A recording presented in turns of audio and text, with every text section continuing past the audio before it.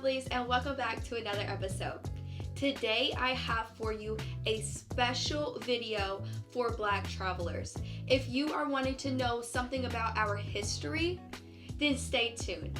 How many of us here are familiar with this book? If you have never heard of this, this is known as the Green Book.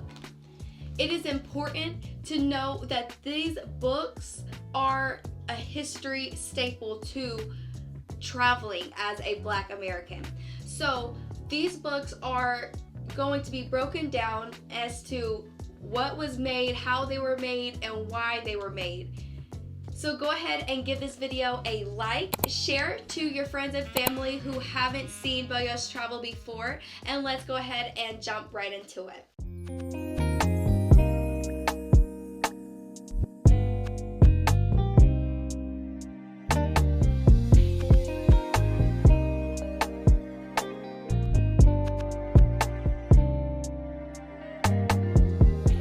Before I begin, I want to give a shout out to Traveling with Danella.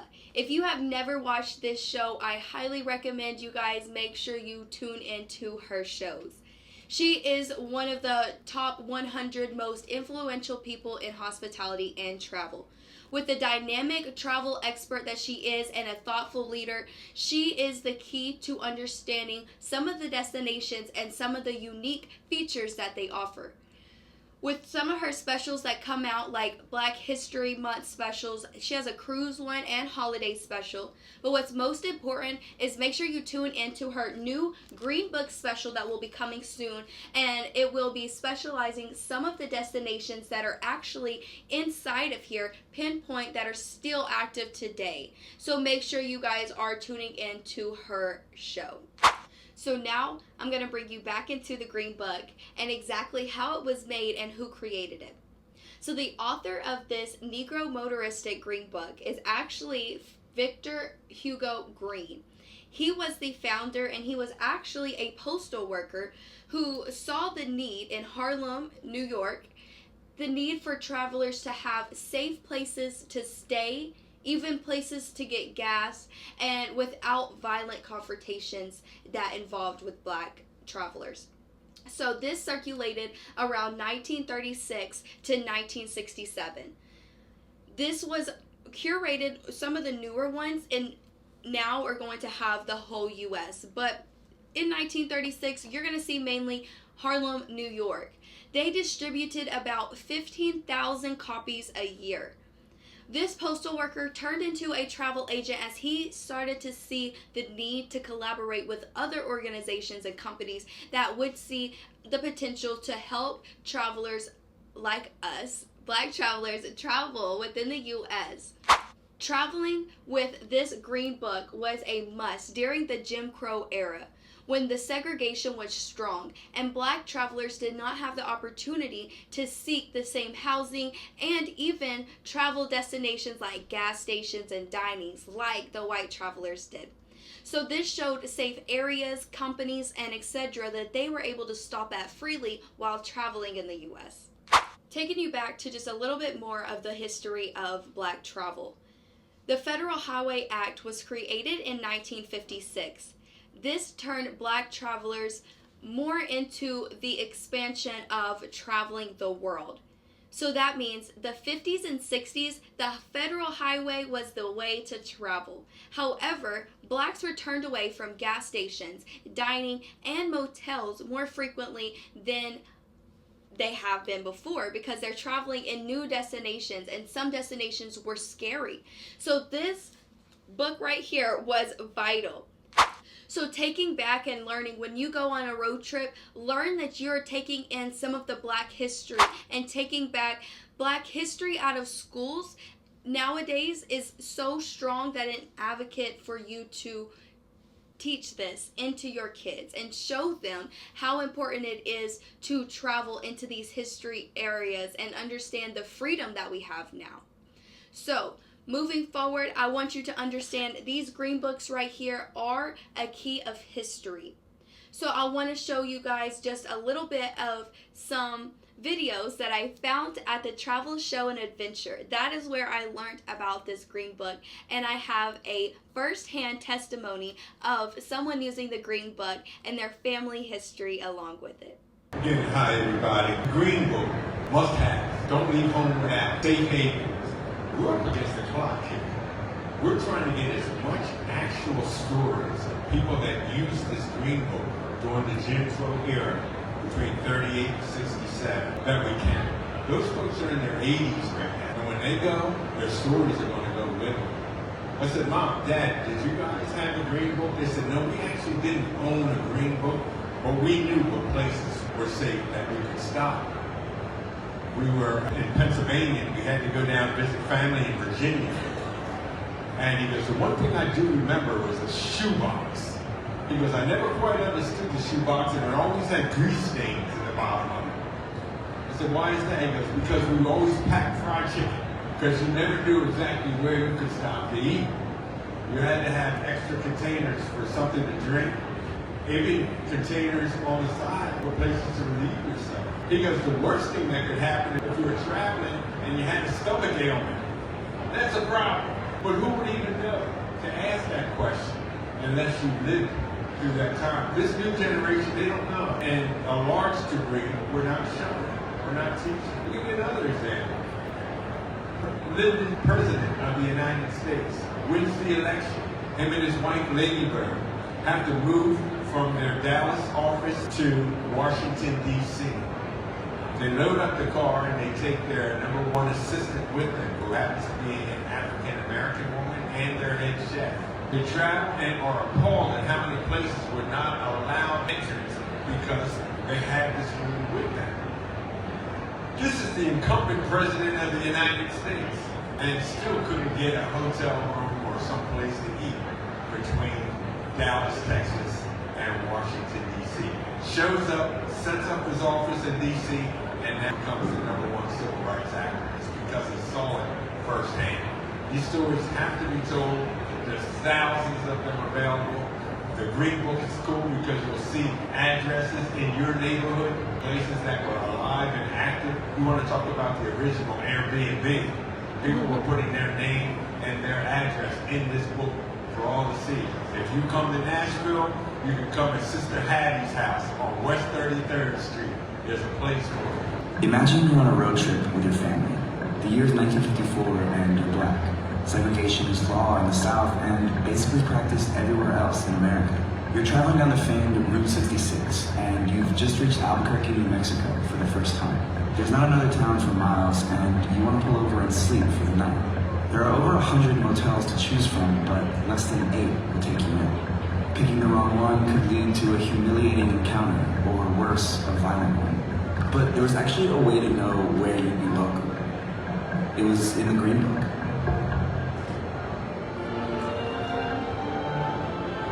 Americans fell in love with the idea of the road trip in the mid-20th century. A growing middle class meant more people had cars and jobs with paid vacation time. And a newly built interstate highway system meant the country was accessible to a big part of the population for the first time.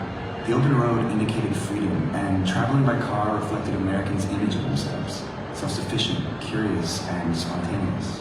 It was a way for families to spend time together and see the expansive country they called home, to experience America's cultural and natural diversity. Through the 1950s and 60s, the highway became the most common way for American families to travel. Motels and roadside attractions sprang up along the highway to accommodate travelers needing a place to sleep or eat at any point on their journey. But that freedom didn't extend to all Americans. Black motorists were turned away from the roadside hotels, gas stations, and restaurants that had taken over the American landscape. Some places were so hostile that it was unsafe to even get out of the car. Sundown towns forcibly expelled African Americans at night, sometimes violently. Black families had to take prepared food in case they wouldn't find a restaurant that would serve them, extra gallons of gasoline in case filling stations wouldn't sell them, and even empty coffee tins in case they couldn't access a bathroom.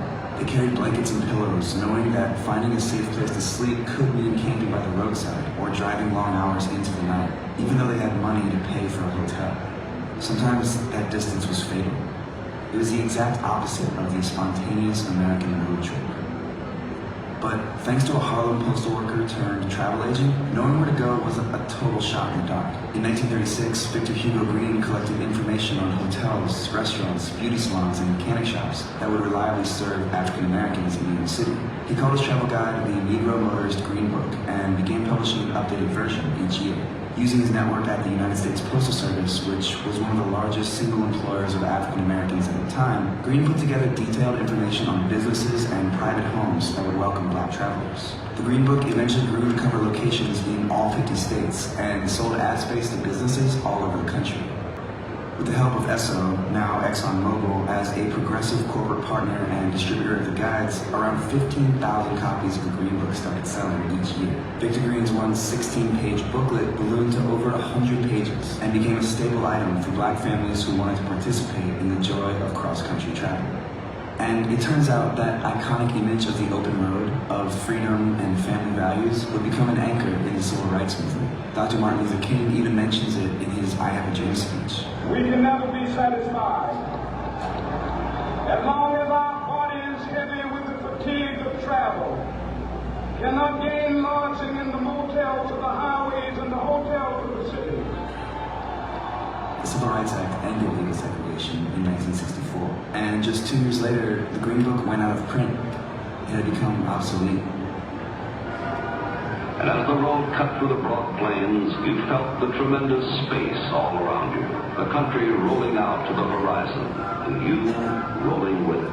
It was beautiful, and you sort of sensed the real meaning behind the word freedom.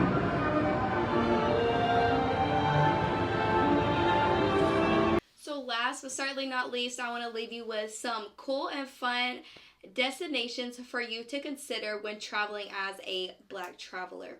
If you're wanting to learn more about the travel and black history, then you need to go to Mobile, Alabama. And yes, I said Mobile, Alabama. There are some unique destinations for you to consider, just like the Clotilda was the last known slave ship to bring in enslaved Africans to the U.S.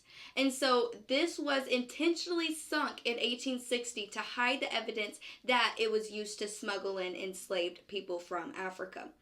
But this ship was actually rediscovered in 2019 from the African town. So the African town in Mobile, Alabama is a historic community in Mobile.